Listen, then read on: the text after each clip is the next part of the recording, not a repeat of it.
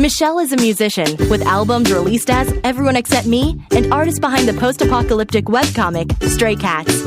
She's kind, a bit shy, and furiously creative. Henrique is a filmmaker with over 24 films and TV shows as producer, director, and occasionally host. He also released a couple of music albums. He's bombastic, larger than life, and tenacious almost to a fault. Together, they've been best friends for a decade. This show is awkward. How many times have you washed your hands today? Not that many. Wait, no, because I forgot that like every time I do dishes, I don't know, like 5. I haven't left my house except I threw some garbage out, so I washed my hands after I touched my doorknobs and stuff like that.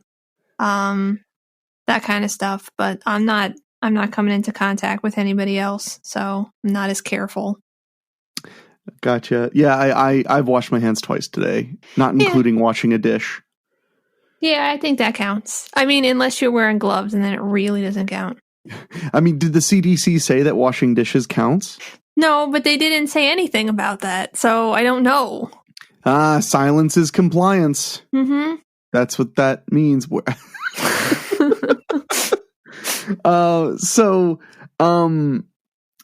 Yeah. I don't even know where to start talking about what the last week has been like. Mm-hmm. Yeah. And you know, this is going to be shocking to anyone listening to this, but we're kind of friends outside of this show.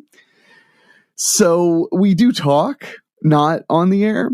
And but no, we have just like polar opposite things going on. Like for me, I mean, I'm starting to finally have some work to do, but I was ending the winter cycle of my job. And the winter cycle of my job was not never leaving the house, but basically, you know, working from home all the time.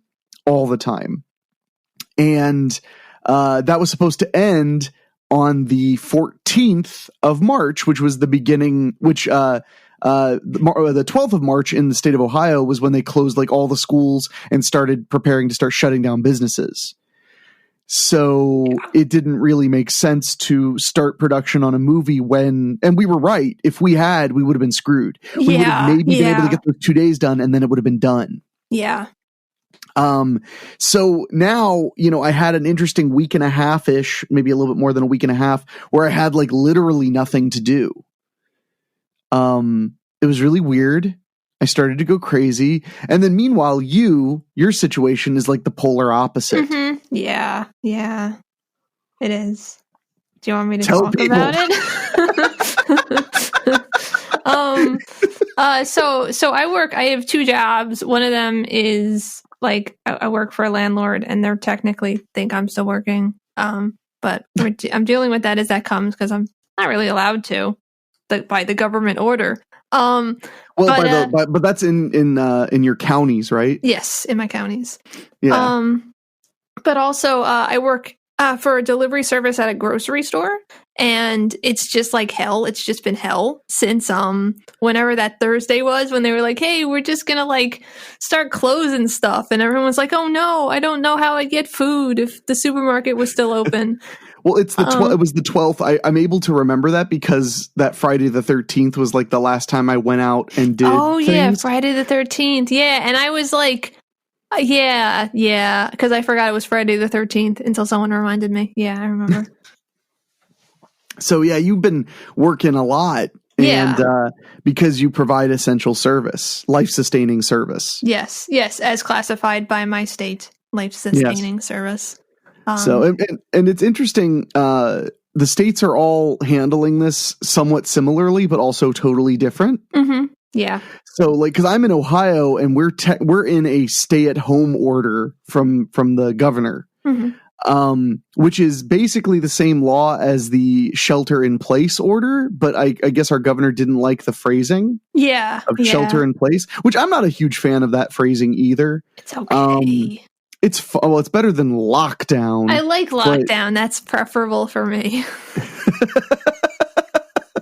Well, I mean, the problem, so our state is basically, there's like a lot less cars out and stuff like that. I have to leave the house mostly just to drop things off at the post office.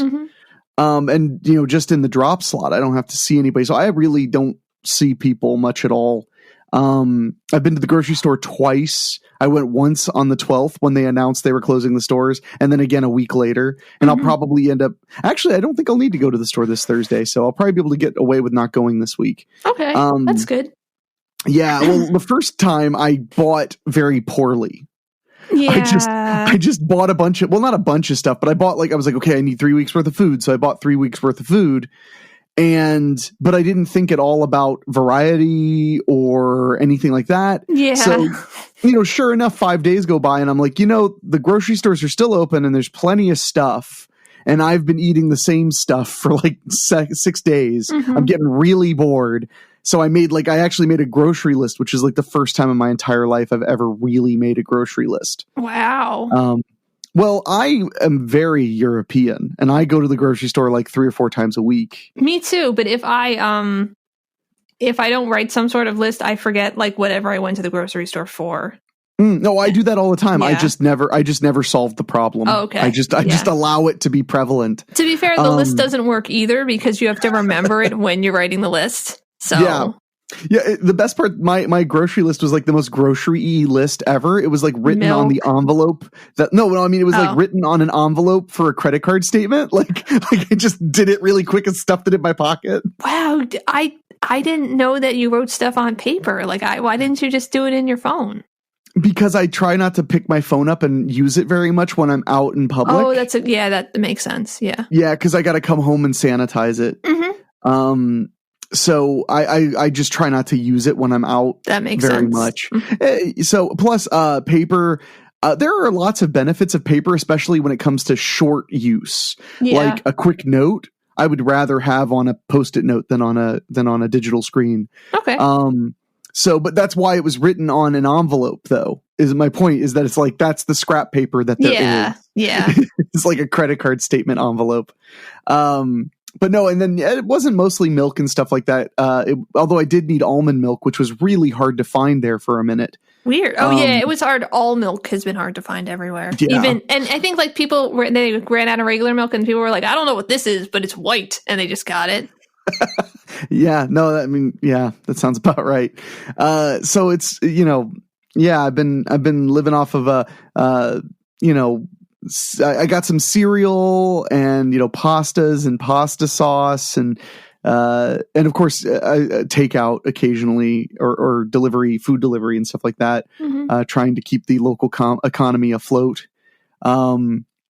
But yeah, so it's been weird, because you and I talk a lot, and all of my complaints are the polar opposite of your complaints. Yeah. I'm bored. I wish I could do something. I wish I could see people. I can't earn any money. Yeah. And you're like, stuck at work all the time, forever. It's not going to end. Pretty much. But and I want to mention, because I don't think that this is political. Because I don't want to talk about politics here, but I need to talk about the way some of the news media has been. Okay. Because I read the most offensively titled headline ever. Yeah. Forbes.com published a headline, and it said, Governor Cuomo, who's the governor of New York State, Governor Cuomo signs executive order to close 100% of businesses. But then if you read the article, it's just like pretty much everywhere else that has a shelter in place order. It's, the post office is still open. The grocery stores are still open. Takeout and food delivery are still open. But it says 100% of businesses in the headline. And I have friends in New York State who were panicking because they hear this headline and they're like, how am I going to get food? And they're rushing to the grocery store. Yeah. They're rushing, which is the last thing we need. Yeah. Please stop. Like, well, I mean, I get the panic when we really didn't know what the hell was going on at all. Like when it was changing so much every single day, because it's still changing a lot. And by the time this even airs, we may have to put an addendum at the beginning. Right. Yeah. Just to make sure that we're relatively current. But like, I get like when we didn't really know what was going on, but now it's become very clear that like the supply chain is okay. Mm-hmm. The grocery stores are able to restock. They're hiring people. They're doing stuff. So like, please buy like a week, 2 weeks of groceries. Mm-hmm. You know, it's okay. You can come back for more stuff. Like, you don't need to take all of it. Yeah. Yeah. But then if a news organization publishes something like that where it says like your state is on lockdown or 100% of businesses to close, you're misleading people into going out into public when they probably don't need to right now, right, and risking more likelihood of transmission. Yeah, exactly. Yeah. It made me so mad, and my friend who was most scared by this lives in Long Island, and he's in his 60s, and he's like posting stuff like saying like, I'm trying not to cry, but I don't know what I'm going to do to get through this and blah, blah, blah. And then you have to like talk to him, very friendly and be like, well, look at the article. They're not closing everything. It's going to be all right. Like, just relax. You can still order a pizza. You can still go to the grocery store or have a family member go to the grocery store, right. Or order or have groceries delivered or whatever. Like it's going to be fine. Mm-hmm. But that kind of stuff, like, and I don't usually get on a soapbox like this publicly. I like to keep my private feelings I just call Michelle when she's trying to go to sleep. Yeah.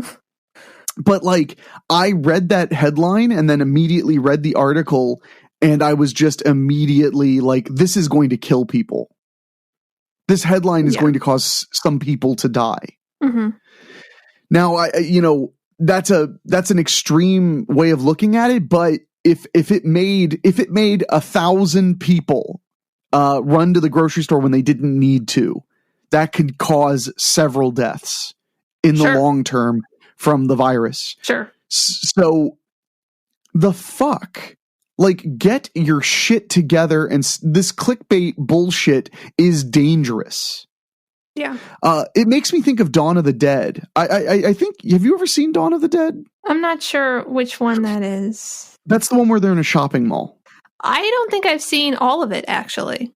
It's very, very good. I would like to see all of it. I don't know what happened when I tried to watch it.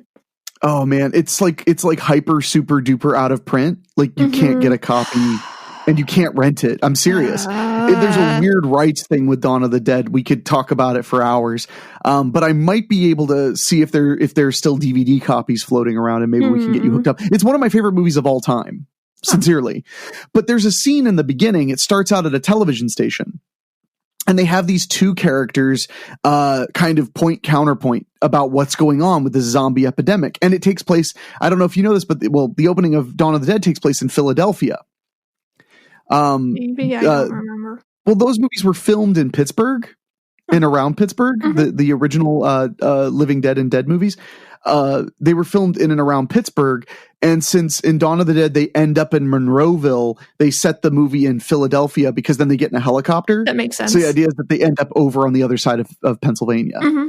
So, but anyway, so they're at a television station and they're doing a point counterpoint. And this guy's saying like, are you really telling us that dead bodies are coming back to life? And he's like, I am. And I'm telling you, they get up and kill. And if any of your loved ones are dead, you need to destroy the brain or burn the body. And they're like, I don't think you understand how ridiculous this is. They're like fighting, even though it's like they're fighting over what is literally happening in the street. Yeah.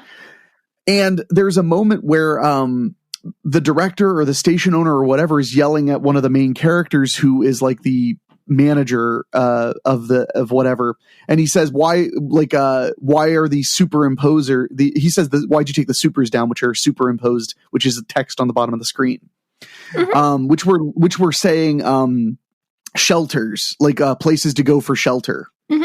And he said, why did you take that list down? And she said, those addresses are out of date. Like they're like a day and a half old. Most of those are probably closed. And he says, without those addresses playing every minute at the bottom of the screen, people won't watch us. They'll tune out. Wow. And she said, like, you really want to kill somebody by sending them to a rescue shelter that may be closed? Wow. Yeah. That's what it makes me think of. Yeah. Yeah. Now, of course, that's because I have an obscenely stupid, cult movie junkie brain, so I think of Dawn of the Dead. But like, it's true. It's reckless, and it's like the old rules aren't exactly in place anymore, folks.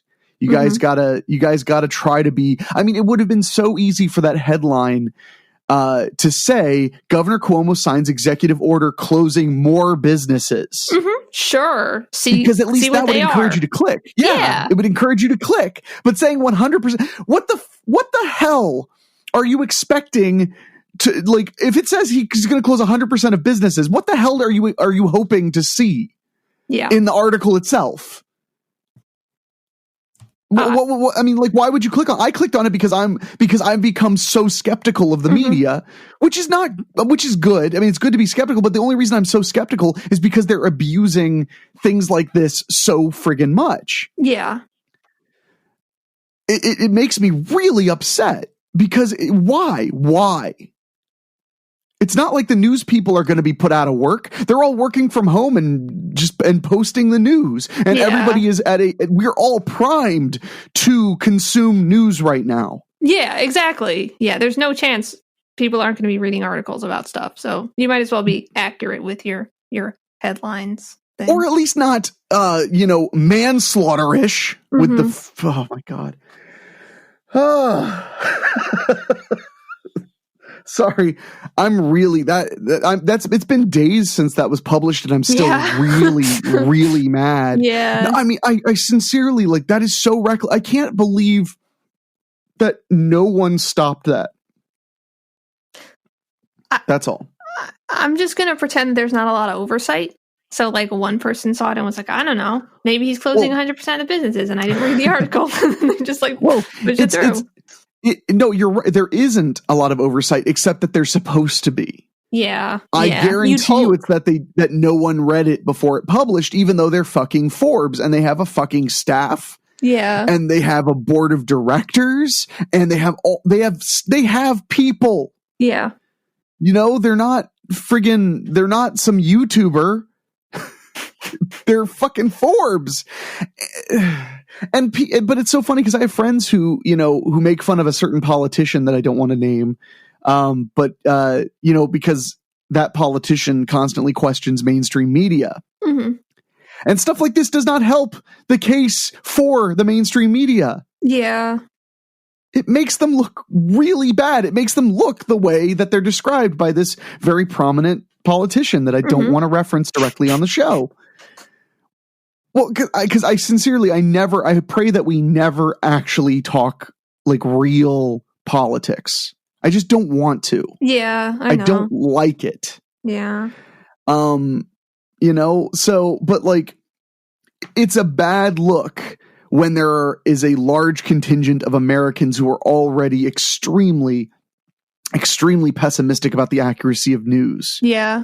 Yeah. And then you do stuff like this. Yeah. And you wonder why they go, I don't know about that. Yeah. And that's hurtful too. It's like psychics. People say like, oh, well, what harm does a palm reader do? And I'm like, well, none, except that they perpetuate a worldview that there's all kinds of supernatural stuff. And then maybe you'll end up eating a peach pit to cure your cancer and die. There are elements. Maybe I'm going too extreme. You're welcome to. I mean, that's like all the way on the other end. That's like, like it's not that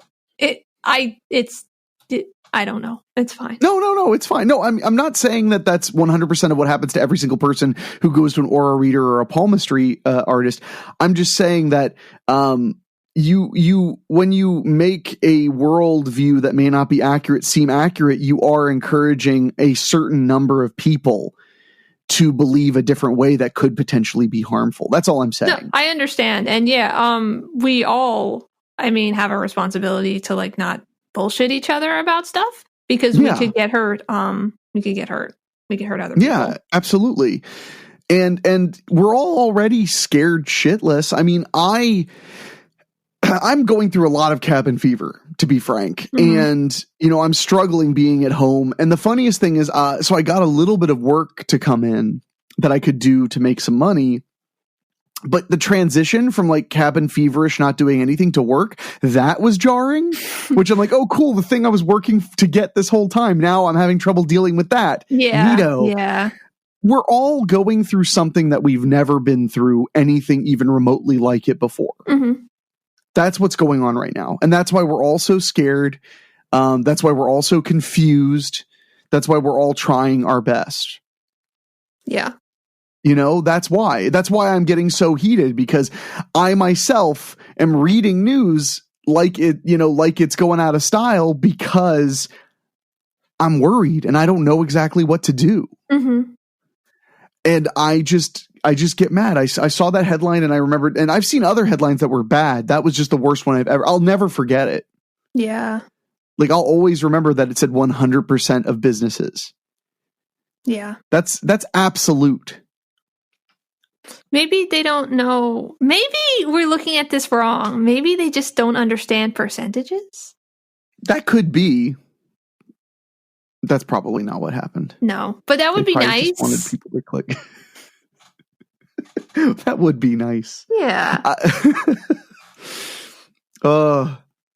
I don't know, man. I don't know. So, you are homesick. Well, you're not homesick today because you would have been off today anyway. Yeah. Yeah. But you were homesick yesterday. I was homesick yesterday because I woke up coughing. And I got real scared. And I like haven't coughed in like 36 hours. So I don't know what that was about, but I don't think it's related to anything. I also don't have a fever, so I'm probably fine. But I was just too scared to go to work and get everybody sick, so I didn't. Well, yeah. Well, I mean, you, yeah, definitely.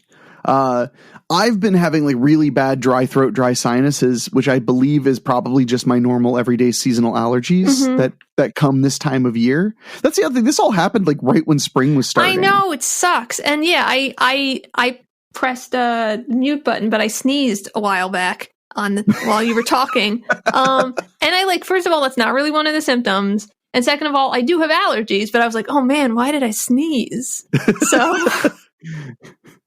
well, I'm glad you've learned the mute button works well. I was really happy. Yeah. I clear my throat like all the time while you're talking. Oh, really? So yeah, it's like really helpful.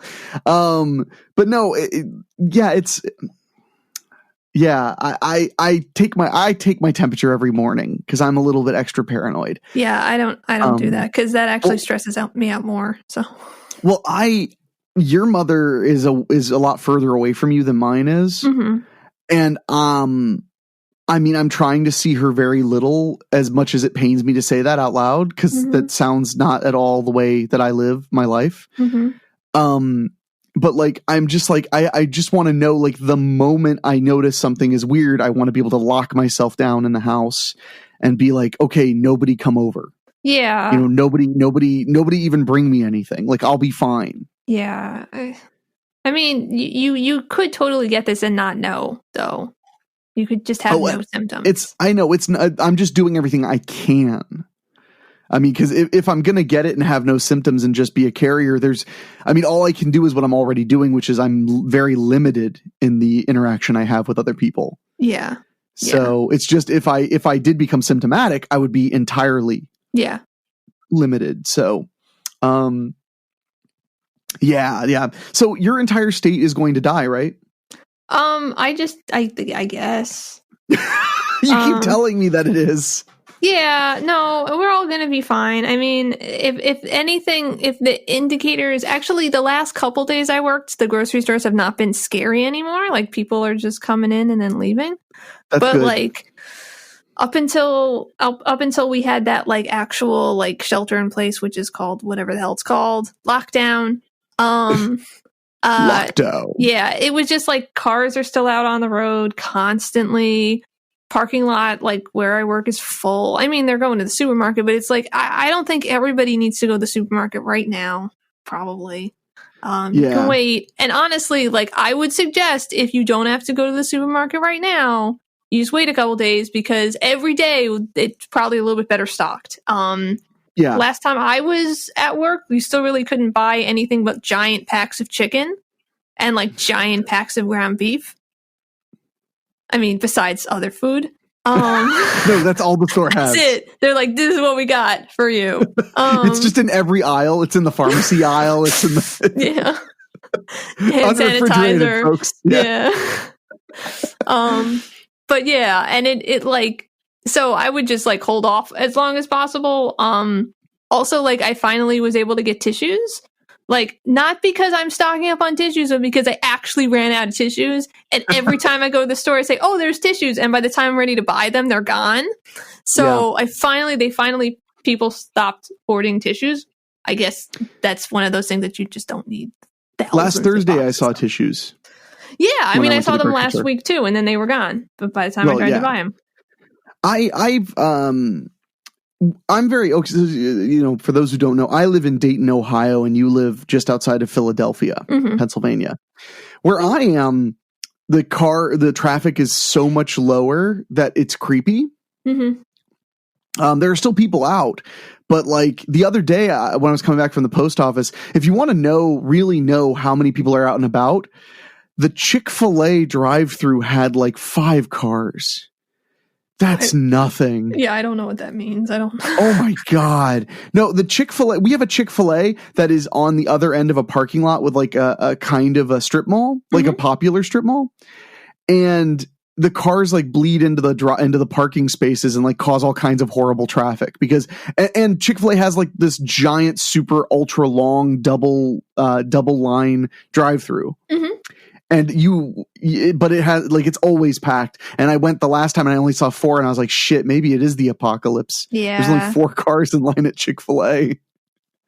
So, but like, I mean, and we only issued, when we're recording this, we only issued the stay-at-home order 2 days ago. Prior to that, there was still much less people out. Much less people out. Yeah, so, well, that's good. Out here, they seem to be obeying it pretty well. But I don't know if you heard, it made the news. Did you hear about the Cincinnati police had to make an announcement about not responding to certain calls? No, I don't think so. Apparently, word on the street is, and also they officially said, is a couple of cops have tested positive for COVID-19. So they are limiting what the police will interact with you to. Because they're fearful of infecting people. But it sounds pretty crazy. This is what I'm looking it up because I don't want to paraphrase. Cincinnati police, the department will no longer send officers for assault charges with no injury, breaking and entering, criminal property damage, lost stolen property, menacing, phone harassment. They will no longer send cops for those. Wow. Yeah, but it's funny because like people were freaking out about that, and I'm sitting over here, Mr. Anarchist, going, I've been talking about the in the 90s how the Supreme Court said that the police's job was not to protect you. Yeah. So I'm just over here like, yep.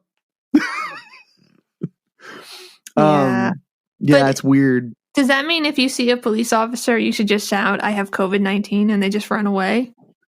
I would never say anything to a police officer. That's what my lawyer told me. Oh, okay.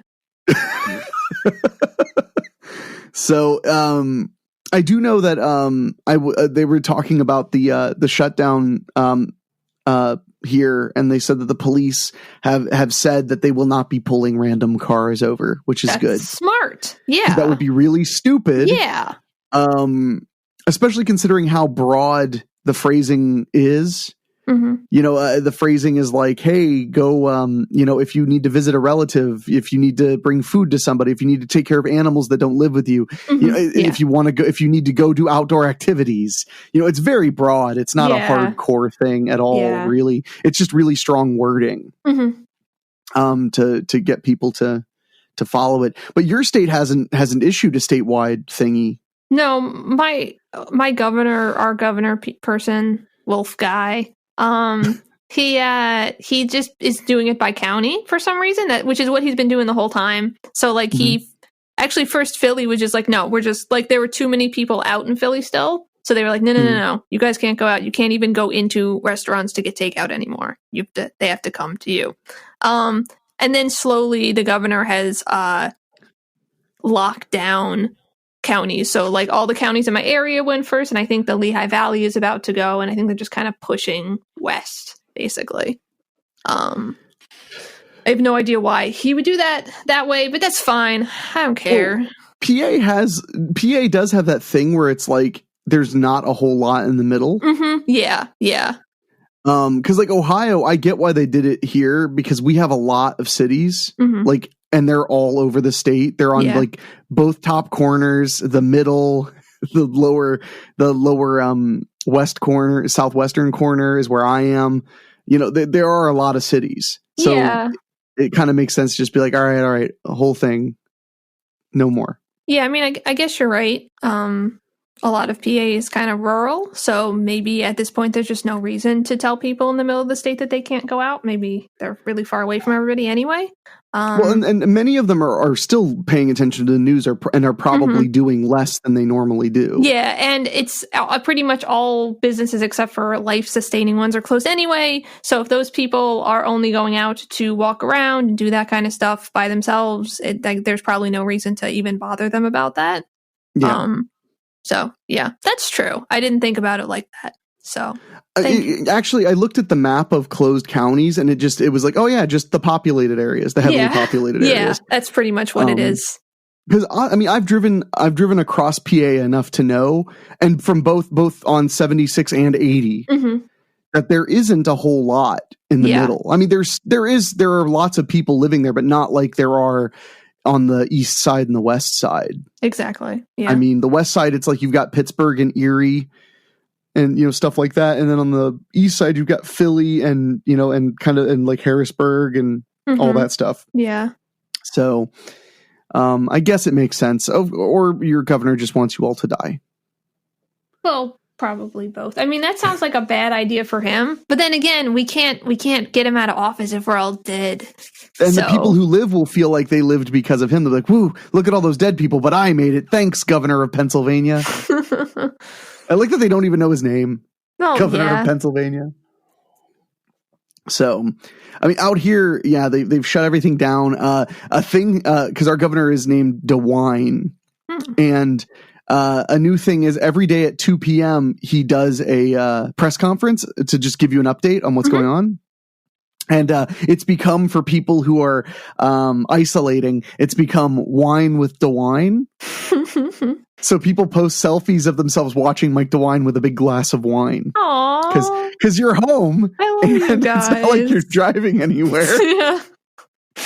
So, because that's become like Ohioans have edited those memes that go around that say like 9 a.m. breakfast, 10:45 second breakfast, noon lunch, 1:45 post lunch snack, and then it says, and then just you can see it like really clearly just edited in 2 p.m. wine with DeWine, and then just the rest of the multiple meals. But yeah, I don't know. I mean, once he issued the stay-at-home order, I stopped watching his conferences. Because you just don't care anymore? I mean, because if there's anything worth hearing, it'll be in a news article like immediately after. Yeah. So I'll just read that, because before I was waiting to hear him say like, we are closing all of these businesses, or we are closing the school, so that I would know I could react immediately. Go get the food. Well, hold on. Yes. No, only toilet paper. No, but when he announced the schools were closing, I was watching live, and it was like about 2:30 p.m. And I was like, I could drop everything and just go to the store. Because not everybody can. So I went, and I was able to go and buy, 3 weeks of food without panic. There were no people running around yet, because everybody was like going to have to get off work and then panic buy everything. Yeah, but still. So I liked to keep an eye on those things. And also just now that he's closed the state, there aren't very many more orders he can really issue that are going to make people do much more. Yeah. I mean, we're kind of as far as we can go to an extent. I mean, it's possible we could go further, but I'm just not. I don't really believe that we will. At least, I mean, I don't know what'll happen, but probably like not like tomorrow at least. So no. I mean, well, it's just so far the supply chain's doing okay, but I know that like we're going into the weeks where we're going to start to really notice the people who are infected. Yeah.